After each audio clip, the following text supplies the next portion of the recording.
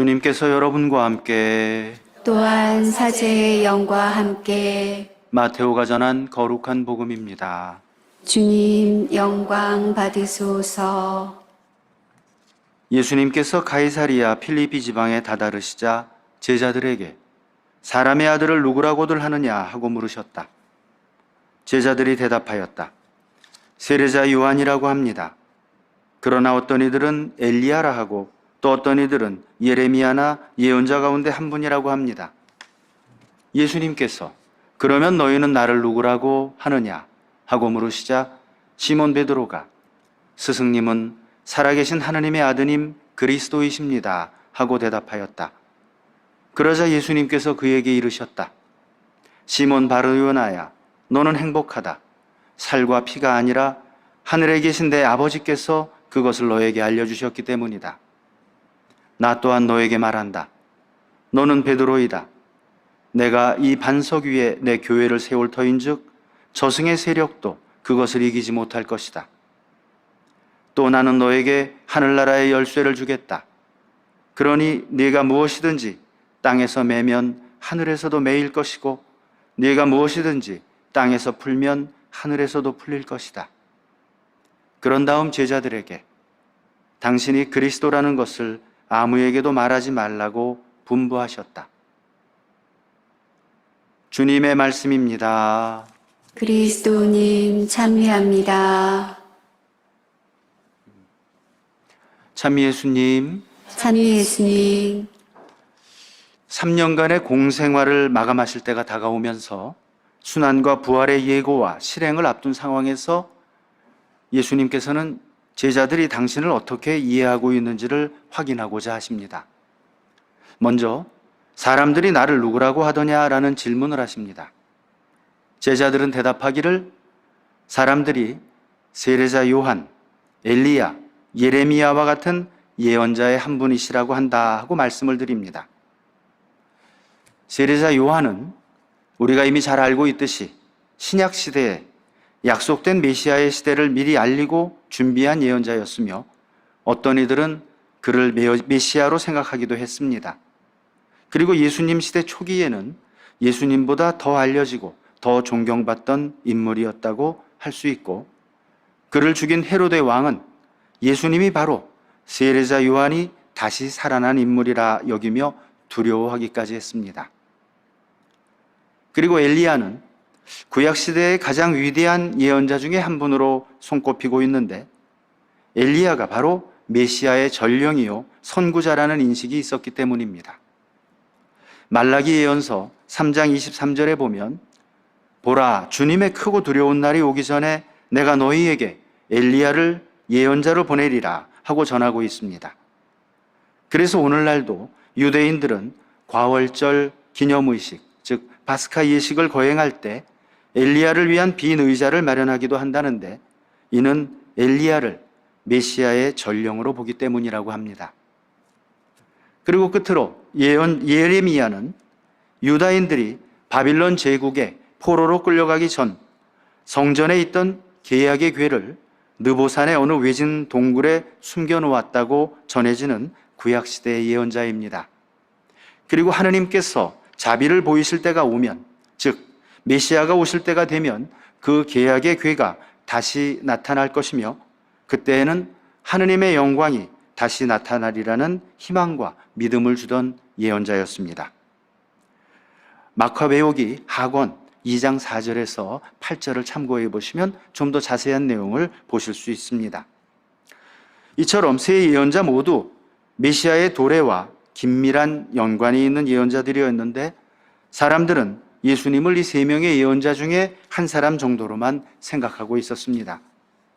이는 당시 사람들이 예수님께 대해서 찬사와 존경 또 희망과 믿음을 갖고 있기는 했지만 아직 예수님을 전적으로 메시아, 그리스도라고 여긴 것은 아니었다는 것을 의미합니다. 이에 예수님께서는 또다시 제자들에게 질문을 하십니다. 그러면 너희는 나를 누구라고 하느냐? 누구라고 생각하느냐? 라는 뜻이겠죠. 머뭇거리는 제자들 가운데 베드로가 나서서 예수님께 역사적인 최초의 신앙 고백을 합니다. 스승님은 살아계신 하느님의 아드님 그리스도이십니다. 그리고 그리스도 교회의 첫 신앙 고백을 한 베드로에게 예수님께서는 베드로라는 그 반석 위에 교회를 세울 것이며 베드로에게 하늘나라의 열쇠를 맡기겠다는 약속을 하십니다. 이것이 오늘 복음의 내용이고, 이 내용은 이미 우리가 잘 알고 있는 내용이고, 또 우리도 똑같이 그렇게 믿고 고백하고 있는 바입니다. 그런데 여기 재밌는 이야기가 하나 있습니다. 이 복음 내용을 묵상하던 어떤 사람이 그날 밤 꿈을 꾸었는데 자기가 그 자리에 제자들과 함께 섞여 있었답니다. 그리고 예수님께서도 자기에게 질문을 똑같이 하셨는데 사실은 똑같은 질문이 아니었습니다. 비슷하지만 똑같은 질문은 아니었답니다. 예수님께서 말씀하시기를 이미 베드로가 다 얘기했으니, 그리고 너는 성당을 이미 다니면서 교리 시간에 잘 배웠을 터이니 똑같은 질문은 의미가 없을 것 같구나. 대신 이렇게 묻겠다 하시면서 너는 나를 어떻게 보고 있느냐 하고 물으셨답니다. 그런데 이 질문이 마치 너 나를 어떻게 보고 있느냐, 혹시 나를 우습게 보고 있는 것은 아니냐 하는 질문으로 들리더라는 겁니다. 자식이 부모를 우습게 보거나 동생이 형을 우습게 보거나 또는 학생이 선생님을 우습게 본다면 일단 상대방을 무시하게 되고 그 말을 듣지도 따르지도 않을 것이며 그 관계가 올바르게 이루어져 나갈 수가 없을 겁니다. 마찬가지로 만일 우리가 예수님을 우습게 본다면 예수님의 말씀에 귀 기울이지도 않을 것이고 그분의 가르침을 듣지도 따르지도 않을 것이며 그분과의 관계가 올바로 이루어지지도 않을 것입니다. 그리고 역으로 우리가 예수님의 말씀에 귀 기울이지도 않고 또 그분의 가르침을 듣지도 않고 따르지도 않는다면 그것은 바로 우리가 예수님을 우습게 보고 있다는 증거일 수 있을 겁니다. 어쨌든 너 나를 어떻게 보느냐, 너 나를 우습게 보지는 않느냐 하는 이 예수님의 질문에 그만 이 사람은 깜짝 놀라서 어떤 대답을 해야 될지 몰라 막막한 마음으로 내가 정말 주님이신 예수님을 무시하지 않고 그분의 말씀을 잘 듣고 잘 따르고 있는가를 두려운 마음에 새삼 다시 한번 곰곰이 생각해 보지 않을 수가 없었답니다. 그 꿈에서 깰 때까지 계속해서, 그리고 꿈에서 깬 후에도 한참 동안 말입니다. 나는 과연 주님이신 예수님을 우습게 보지 않고 그분의 말씀과 가르침을 잘 따르고 있는가? 2000년 전 예수님과 제자들의 대화, 그리고 베드로의 그 고백은 오늘날을 살아가고 있는 신앙인인 우리 한 사람 한 사람에게도 계속해서 재현되고 있는 살아있는 사건입니다. 하지만 우리에게는 2000년 전과 똑같은 질문을 하시지는 않을 겁니다. 이미 그 질문과 그 모범 답안을 우리가 너무나도 잘 알고 있기 때문입니다. 그래서 예수님께서는 방금 말씀드린 그 어느 사람의 꿈속 얘기처럼 질문을 조금 바꿔서 하실 것 같습니다. 베드로의 고백 이후 나를 하느님의 아들 그리스도라고 고백하고 있는 너희는 지금 나를 어떻게 보고 있느냐? 나를 우습게 보고 있지는 않으냐? 하고 말입니다. 우리가 입으로는 당신은 하나님의 아들 그리스도이십니다, 나의 주님이십니다 라고 고백하면서도 그분의 뜻을 무시하거나 그분의 가르침을 충실히 따르지 않는다면 아마도 예수님께서는 우리에게 너 나를 우습게 보고 있구나 라고 말씀하실지도 모르겠습니다.